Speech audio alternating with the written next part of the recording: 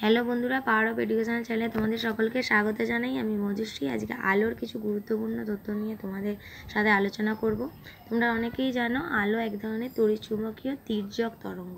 শব্দ যেমন অনুদৈর্ঘ্য তরঙ্গ, আলো কিন্তু তির্যক তরঙ্গ এবং এটা একটা ইলেকট্রোম্যাগনেটিক মানে তড়িৎচুম্বকীয় তরঙ্গ। আলো শূন্য মাধ্যমের মধ্য দিয়ে চলাচল করতে পারে, কিন্তু শব্দ কিন্তু পারে না। যার জন্য চাঁদেতে যদি আমরা পাশাপাশি দুটো মানুষ দাঁড়িয়ে দাঁড়িয়ে কথা বললি, কিন্তু আমরা কিন্তু একে অন্যের কথা শুনতে পারবো না, কারণ চাঁদে কোনো বায়ু মাধ্যম নেই, কিন্তু শব্দ তাই আমরা শুনতে পারবো না। কিন্তু আলো শূন্য মাধ্যমেও কিন্তু যা চলাচল করতে পারে।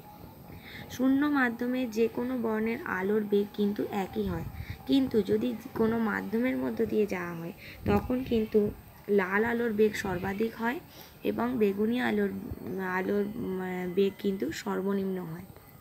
ঠিক এর উল্টোটা আমরা বলতে পারি শক্তির ক্ষেত্রে।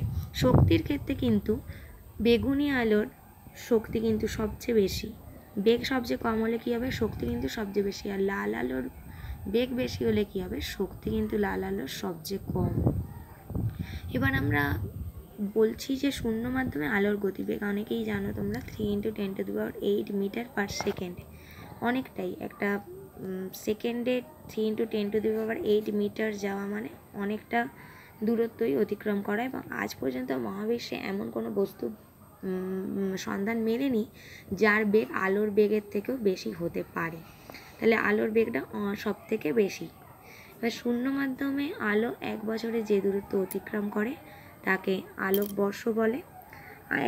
এটা আমরা অনেকেই জানি, কিন্তু অনেক সময় প্রশ্ন করে যে 1 আলোকবর্ষ সমান কত কিলোমিটার। 1 আলোকবর্ষ সমান 9.46 × 10⁻12 কিমি, প্রায় 9.46 × 10⁻12 কিমি। আলোর কিন্তু কণা এবং তরঙ্গ উভয় ধর্মই বর্তমান।